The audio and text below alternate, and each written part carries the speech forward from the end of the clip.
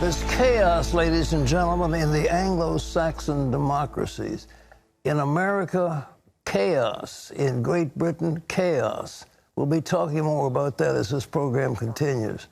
But there's no smoking gun, so the Republicans say, and the Democrats are doubling down on the so-called quid pro quo. Both sides more deeply divided than ever. What's the next step? A house divided against itself cannot stand. Jenna Browder has the latest. Both sides are divided. Democrats are banding together to build their case for impeachment, while most Republicans are coming to President Trump's defense. I found the allegations deeply disturbing. I also found them very credible. This after Representative Adam Schiff and other members of the House Intelligence Committee read through the whistleblower complaint, and after the release of the transcript of Trump's phone call with the president of Ukraine. Democrats are insisting there was quid pro quo. Most Republicans, though, say there's no smoking gun. To impeach any president over a phone call like this would be insane. The transcript shows President Trump asking President Zelensky to look into Democratic presidential candidate Joe Biden's actions as vice president that allegedly might have helped his son Hunter's business dealings in Ukraine. Trump also asks Zelensky to work with his lawyer, Rudy Giuliani, and Attorney General Bill Barr. But Zelensky says he wasn't pressured. I think, and you read it, that nobody pushed me. Yes. In other words, no pressure. The Justice Department says President Trump and the Attorney General never spoke about the call, and Barr never contacted Ukraine. You take a look at that call, it was perfect. I didn't do it. There was no quid pro quo. Still, for the first time, the majority of the House now supports the impeachment inquiry. William Ricardella with the Washington Examiner tells CBN News it's all political. Nothing came out here. Now you have Democrats in a frenzy. They're doubling down on the impeachment inquiry. They really have no choice. They can't come out now and say, hey, look, you know what, we were wrong about the transcript. This is all political. It looks like it was political from the beginning, and it seems it's going to continue that way. And today, the acting director of national intelligence will testify on Capitol Hill about his handling of the whistleblower complaint. The complaint itself could also be declassified today. In Washington, Jenna Browder, CBN News. Articles of impeachment are initiated in the House of Representatives. And in order to get that, there's got to be a majority vote. So I don't know if Nancy Pelosi has taken a vote. It's made a unilateral decision, but that's for starters. Then it's got to go to the Senate, and the Senate has to have a 2/3 vote to impeach. Now, do you think with a Republican-controlled Senate such a thing's going to happen? Of course not. So this is an exercise in absolute futility. So what are the Democrats trying to do in the House? Well, what are they going to do? Well, they can sort of put a black mark on the president. But the American people don't like that. And Chief Political Analyst David Brody is going to join us now. And David, the Republicans say the transcript is nothing, and Democrats said they call for a case of impeachment. Well, what do you think? They say it's all politics. Well, what's your take? There's no doubt, Pat, that this is all politics. I think everybody can pretty much agree on that, Democrats and Republicans, though the Democrats might have a beef or two about that. But look, we heard so much about the transcript, the call transcript, and it was somewhat of a nothing burger in the sense that there was no specific quid pro quo, no favor done to investigate investigate Biden. However, we now have the whistleblower report. I've got it right here, Pat, and I can tell you right now this is going to make some news because it's not just about the call. And I need to read you, if I could, Pat, a couple of these lines that Democrats are going to latch onto, and I can guarantee you there'll be some questions for the White House about this. And here's what it says. This is the whistleblower speaking. White House officials told me that they were directed by White House lawyers to remove the electronic transcript of that conversation from the computer system in which such transcripts are typically stored for coordination, etc. Instead, the transcript was loaded into a separate electronic system that is otherwise used to store and handle classified information on an especially sensitive nature. So that obviously is going to open up a whole can of worms and some questions for the White House, which is why exactly was it moved? Now, I can tell you, I was speaking to some White House officials this morning. They had heard a little bit. They hadn't seen the whistleblower complaint at that point, but they had heard about this transcript in the server.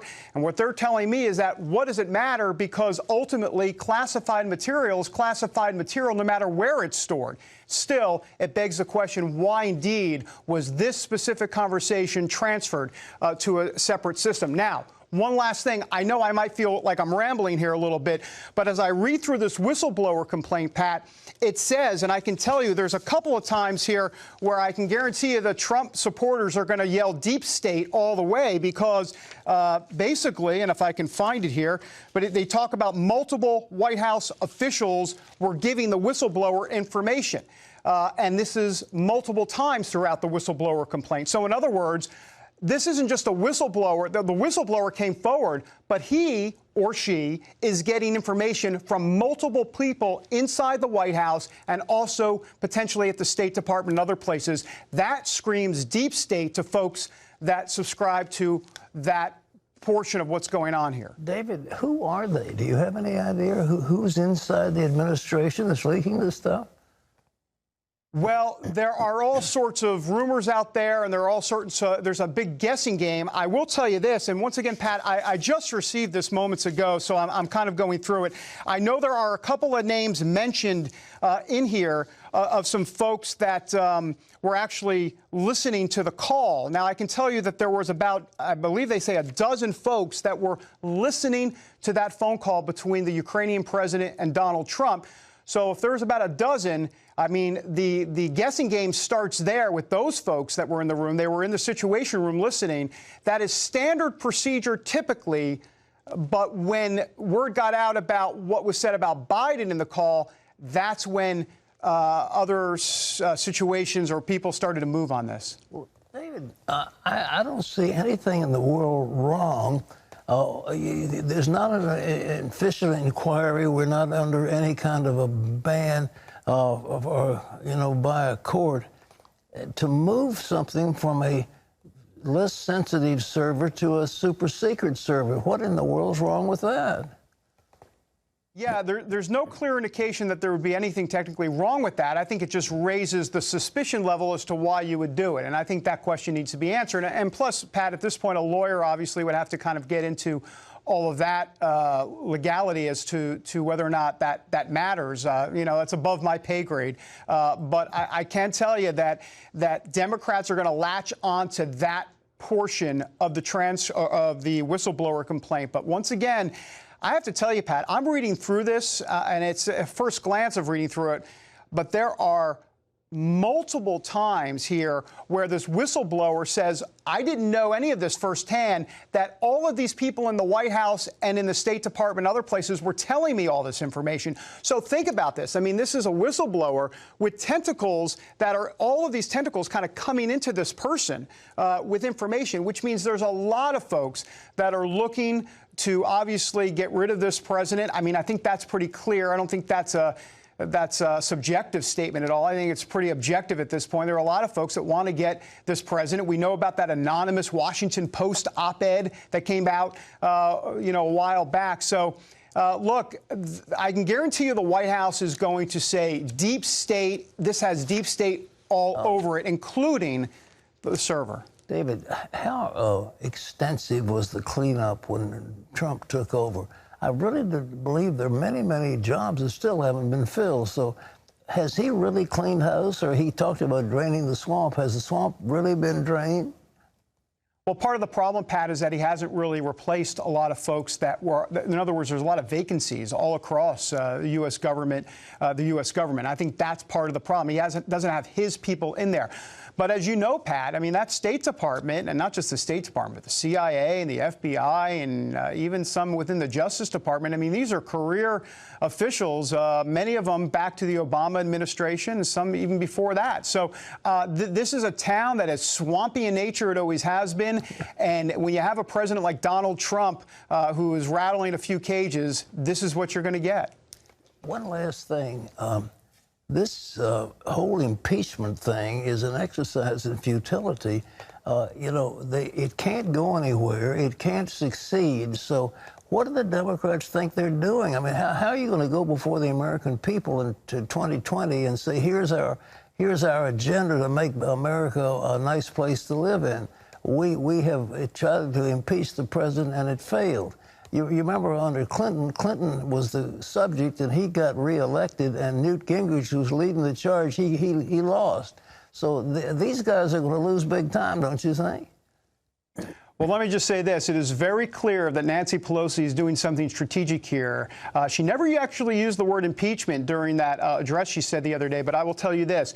When she said that we're going to do this impeachment inquiry, she never said we're going to take a vote on impeachment, because they know that that is a political suicide for them if they take a vote. A vote on what exactly? What crime has been committed?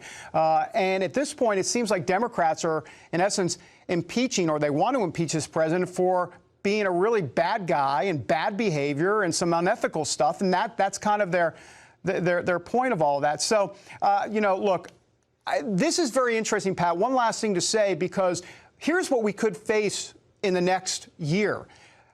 This president could indeed be impeached by the House of Representatives. There is no doubt about that. No chance of conviction in the Senate at this point. However, Donald Trump could actually be the first president in United States history to win re-election while being impeached. He would actually be an impeached president and win re-election. Wouldn't that be something? The Democrats think they have the last laugh on Trump by impeaching him, and Donald Trump comes back and wins re-election. It could happen. And at this point, I'm done with all the psychotherapy. I give up, Pat. I need some serious Tylenol. All right. Thanks, David. God bless you. Okay. Well, in other news, he's survived 2 elections. And now my good friend, Benjamin Netanyahu, is getting the first shot at creating a new government. John Jessup has more on that. That is right, Pat. Israeli President Reuven Rivlin picked the prime minister to try and form a government coalition after last week's election. Rivlin made the choice because he realized he couldn't convince Netanyahu and his political rival, General Benny Gantz, to form a unity government. And he believes Netanyahu is more likely to succeed. The ability of member of Knesset Benjamin Netanyahu to form a government is better right now. Therefore, sir, I've decided to grant you the possibility to form a government. I accept this mission that you have given me. The order of the moment is a unity government, a broad national unity government that is formed quickly. Netanyahu faces what some call a political mission impossible. He remains several seats short of a government majority, and he's surrounded by rival parties who say, Pat, they're unwilling to join his coalition. I think before it's finished, Benny Gantz is going to come in, and we'll have 2 prime ministers named Benjamin. And I think Netanyahu will say, I'll go first, because he doesn't want to be well, I shouldn't say impeached, but he didn't want to be convicted. They tried to get him for various crimes, and if he's prime minister, he'll be exempt, so he'll go first. But I think Benny Gantz is going to come on board, and the 2 of them will make a deal. You know, the big thing is, what kind of a nation is Israel supposed to be? And I think that we who are on the sidelines need to recognize that that's supposed to be a nation for the Jews. And it's not supposed to be a nation for Arabs. They've got plenty of land and everything around them. But this is the Jewish homeland, and the Jewish people need to establish a Jewish homeland. And so that's the whole deal. But what the secularists don't want is the Orthodox having all kinds of privileges and not having to serve in the armed forces and not have to pay taxes, et cetera, et cetera. And that's what's roiling the pot right now. And others say we ought to be a totally secular regime, and there are those who say, no, it's supposed to be a Jewish state. So just keep that in mind, where the thing's going. But I think they'll wind up with 2 prime ministers named Benjamin, and Netanyahu will go first, and then Benny Gantz will be second. And I think they'll get together, because Gantz is a good guy. I've known him since he was a brigadier. We were up there in northern Israel together. And so is Netanyahu. And they share the same general goals. So I think we'll have a unity government that'll amaze the world. John? Pat, over in the United Kingdom, no signs of unity there either. The House of Commons met for the first time Wednesday since the Supreme Court ruled against Prime Minister Boris Johnson's move suspending Parliament. Johnson cut short his visit to the United Nations to face angry lawmakers calling for his resignation, but the Prime Minister stood his ground. And it is absolutely no disrespect to the judiciary to say I think the court was wrong to pronounce on what is essentially a political question. This Prime Minister to talk about morals and morality is a disgrace! Johnson's opponents charge he manipulated the system and misled the Queen to shut down Parliament in the weeks leading up to the UK deadline to leave the European Union. Brexit opponents are standing in the way of Johnson's pledge to leave the EU by October 31st, with or without a deal covering trade, travel, and diplomatic relations. Johnson charges Brexit critics with blocking the will of the people. He also said they're afraid to call for a no-confidence vote against him because it might backfire. Pat? Chaos. Chaos, like I said, chaos, ladies and gentlemen. But the thing that is important, it would be really very, very unwise to leave the European Union without some kind of a deal. There has to be some kind of a deal on immigration. There needs to be some having to do with tariffs. There needs to be something about cross-border travel and all that kind of stuff. And if it's not in there and Israel pulls out, then it's going to make it very hard for the British people. And so there are members of Parliament that said, no, look, we know the people want us to get, you know, Brexit means we're going to break from, we're going to exit from the European Union. And they say, why should a bunch of bureaucrats over in Luxembourg decide our destiny? And these people are well, they're left-wing and they're socialists, and the British people don't like it. So they say, well, we ought to get out of that union. Fine. But then how are you going to get along with them? So it's got to be something done.